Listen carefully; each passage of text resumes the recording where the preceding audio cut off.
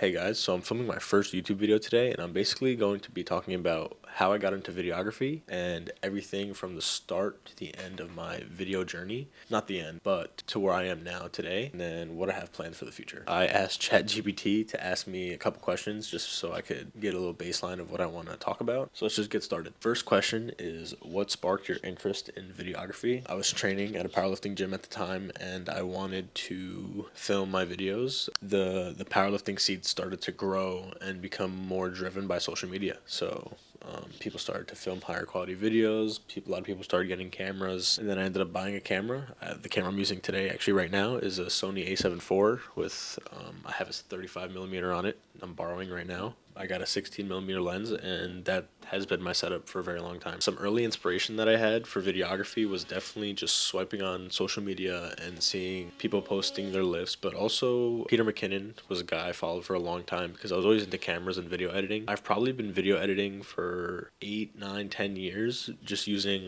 Filmora, which is like a really old video editing software. And my first camera before this camera was actually a Canon PowerShot 420, I think. And that was a couple years back, high school, when I got that camera. Definitely a long time ago, but I was still interested in videography and filming and editing. So I've been around that for a while. Another question that ChatGPT decided to ask was if I have any formal or informal education in videography. Everything is actually informal. So I've been self-taught. YouTube University, I would say, has been the best teacher. From learning how to open up a project all the way to color grading, I've learned everything on YouTube. Self-taught, created my own workflows, created just how I edit and my own style.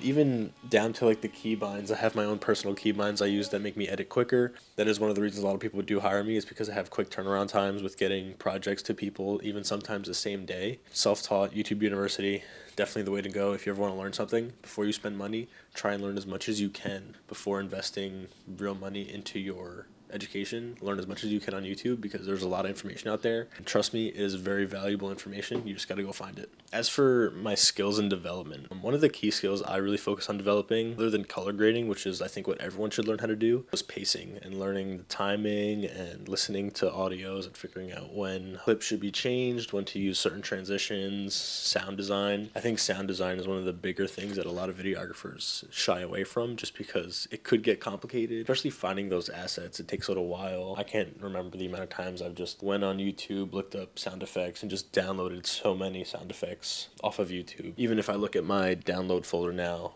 there's probably like hundreds of sound effects that are just downloaded onto my computer ready to use just from trying new things and just experimenting with different sounds. I think sound design is definitely something that I focused on developing early just because it is very important. I think it's important also just because it allows the viewer to feel like they're watching the video as if they were there. Sound design should almost be the forefront focus of your editing before you even decide like other aspects of the video. I think sound design is almost more important than color grading for especially in the gym scene, because you can have a really color graded video that looks amazing, but if the sound design is off, if I'm watching your video and it doesn't feel like I'm there in the gym with you or in the workout, it's not going to be as captivating. So definitely sound design, focus on that. In terms of professional growth, transitioning from amateur to professional, I don't even think I'm a professional yet because I haven't had the structured knowledge and education. Using a proper camera setup for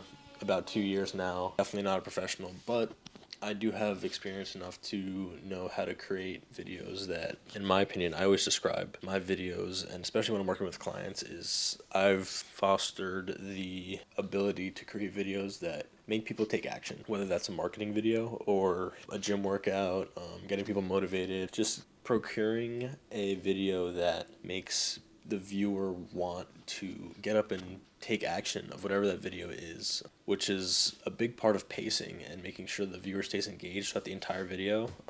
I think that's very important. So I guess what this has to do with my professional growth is that over these past 2 years, I've just learned how to create something that is valuable, especially for businesses, create something that makes them more money. Something I just learned or just talked about recently with one of my mentors is that when someone's investing in a video, they're not investing in a cool video. They are basically buying more money, because with the video, especially if it's an evergreen video like a brand story video, that video you can use forever. The video acts as a medium between viewers' struggles and the dream outcome that the product that you sell provides. A video basically is the bridge that does that. Being able to create things like that is what has motivated me to definitely go from an amateur videographer to make it something I want to do full time and to make money from it, but also to produce money for businesses along the way. I would say one of the more influential projects I've had would actually be with a long-term client I've had now at Nonstop Fitness. I filmed my first ever bodybuilding show. And at this bodybuilding show, I had no idea what I was doing. It was my first time ever being at a bodybuilding show.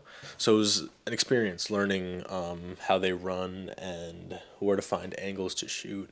But I ended up learning a lot.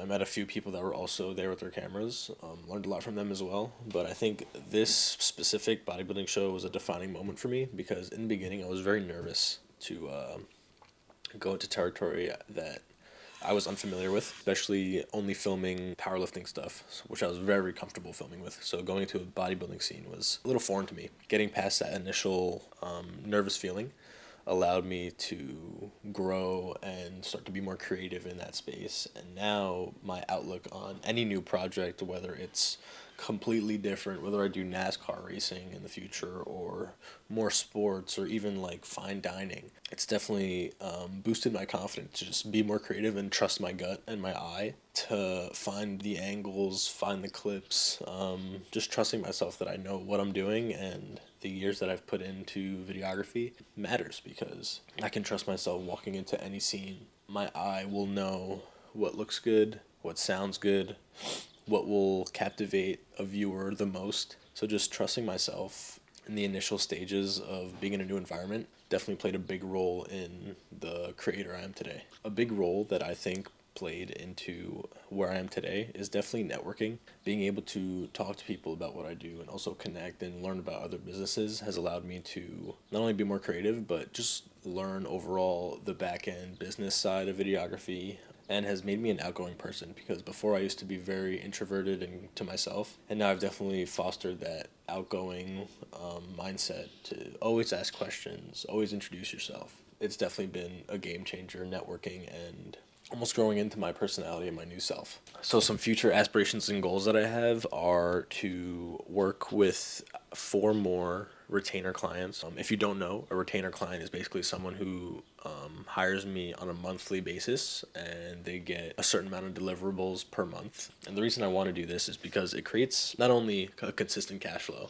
it allows myself and the client to build a stronger relationship together because we'll be working with each other for a longer period of time. Even though one-off videos are great when you just want to experiment or even do free work still, being able to build these connections over months and months and even years, I think not only creates a great relationship as well, but the growth, especially with social media nowadays and being consistent, definitely increases a lot as well. So that's definitely the future goal, is to definitely get 3 or 4 more of these kind of clients, because not only will I help them grow immensely, but the relationships that are developed far outweigh anything else. If you got to the end of this video, I appreciate you watching, learning a little bit about me and my background in videography and where I started. This is definitely just the beginning. I've been filming video and being paid for video for about 2 years now, and it's definitely something I want to do. I'm also graduating from Rutgers University in a couple days, and I'm going to be looking for financial positions. I'm applying now. I have a couple of interviews lined up already. I'm definitely still going that corporate route just to make money, even while I'm still pursuing this dream of videography and making it a full-time thing in the future. Just evolving and continuing to develop my skill. Thanks for watching.